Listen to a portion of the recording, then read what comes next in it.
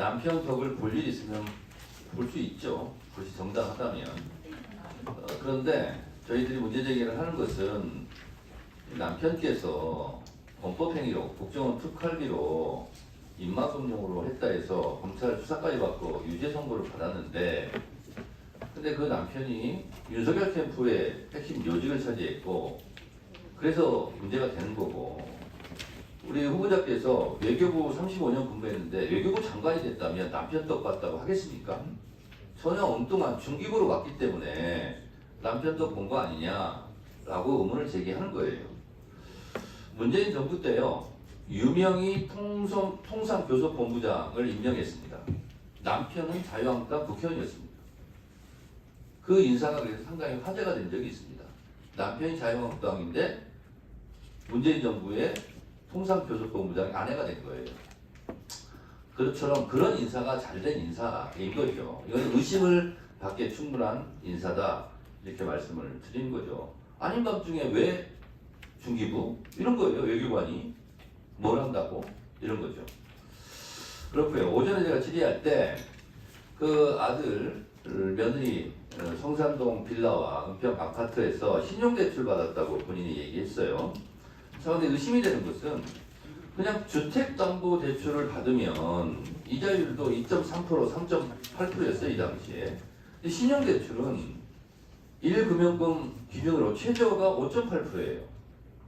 그러면 주택담보대출을 받았으면 한 달에 57만 5천 원, 57만 5천 원 정도 내면 되는데 신용대출이면 145만 원을 내요. 87만 원을 더 내요. 이런 손해가는 신용대출을 왜 했을까?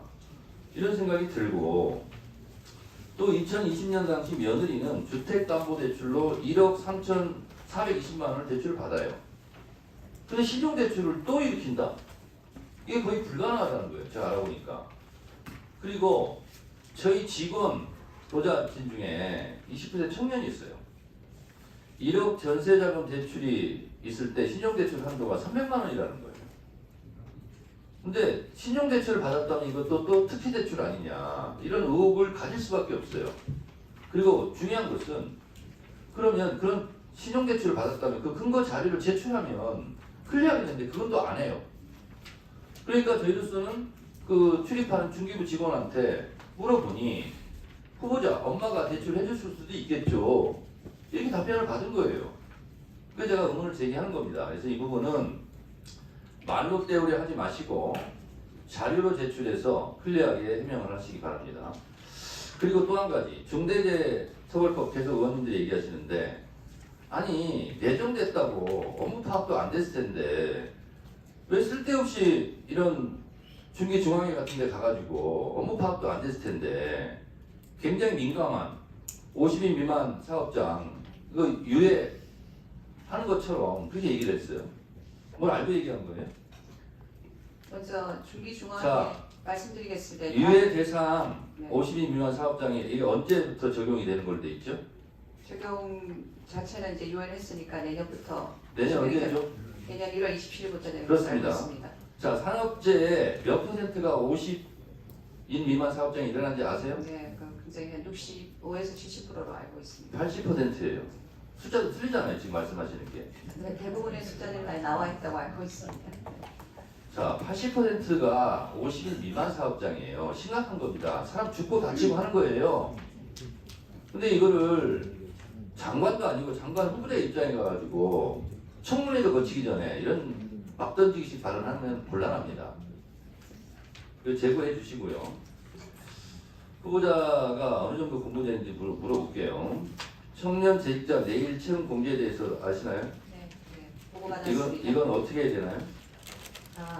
청년 재직자 내일 공제 플러스라고 하는 것이 원래 있다가 이제 플러스로 넘어갔는데 플러스 자체는 예산이 없는 걸 제가 알고 있어요. 왜냐하면 가입자의 숫자가 지금 이렇게 적기 때문에 기본적으로는 다른 형식의 청년들의 그 사회적 안전망을 구축하는 게 필요하다 하는 판단으로 중기부가 그렇게 좀더 정책을 좀 하고 연구해서 있는 것으로 알고 있습니다. 하지만 네, 하시고요. 청년들이 훨씬 더 유통산업발전법 물어볼게요. 유통산업발전법 아세요? 네, 알고 대형마트 전통시장 상생에 관한 법이에요. 알고 있습니다. 근데 이게 지금 의무 휴업일 있잖아요. 이거를 휴일이 아니라 다른 날로 바꾸고 있어요. 여기에 대한 입장이 있습니다. 무휴업일 문제는 지자체장이 여러 그 대형, 소형, 중소형 마트의 지역의 이슈를 함께 논의해서 결정하는 것을 합의를 통해서 결정하는 것으로 알고 있습니다. 그러한 결정을 존중해야 하지만 혹시 그러한 과정에 있어서 중소형 유통에 특별한 문제가 생긴다면 중기부의 입장에서는 그러한 문제들에 대해서 눈여겨보고 또 구제할 수 있는 부분을 해야 되지 않느냐 하는 개인적인 생각을 가지고 있습니다. 중기부 장관은요, 중소 소상공인 편을 들어주는 거고 그렇습니다. 그들에게 서비스하는 거예요. 그렇습니다. 다른 부처하고 다릅니다. 네. 외교부의 워딩과 국방부의 워딩과 통일부의 워딩이 달라야 되는 것처럼 잘 알고 그래서 있습니다. 소상공인 편에 서야 된다는 거죠. 맞습니다. 소상공인 편에 충실한 대변자가 되어야 한다는 생각 가지고 있습니다. 네, 수고하셨습니다.